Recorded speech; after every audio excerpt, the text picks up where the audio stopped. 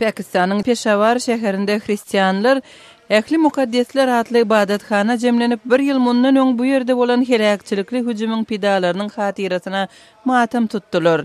Ibadatxanada janyň geçen hüjümçiniň amala aşyran partlamasy derarly 100 çemeti dinçi wepat bolupdy. Şol hüjüm Pakistanda hristiýanlara edilen iň helakçylykly hüjüm bolupdy.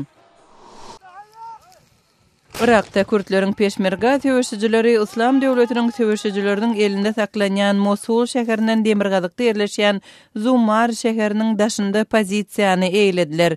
Kürtleriň regional hökümetiniň tarapynda töweşýän peşmerga töweşijileri 21 sentýabrda Zumara 3 tarapdan batyş edýänligini aýtdylar. Regionda güýçli töweşler barýar. Peşmerga toporuna Fransiýanyň we Birleşen Ştatlaryň howa zarbalary ýardam berýär. Kazakstanyň iň uly şäheri Almatyda häkimetler bütün dünýä awtologsyz gününi bellemek maksatly köpçülikliň transporta ýarym bahadan biletleri teklip etdiler. Emma bu çäräniň diňe metro üçin niýetlenmegi ýolagçylarda lapykeşlik döretdi.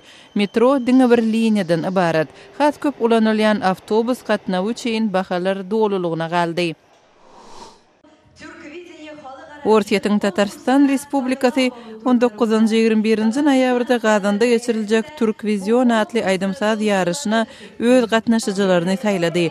Aktyor we opera aýdymçysy Aydar Suleyman Türkvizion aýdym ýarışynda öz ýurduna wekilçilik eder. Ýarışda türk dilli ýurtlaryň onlarça wekili öz arasynda bäsleşer.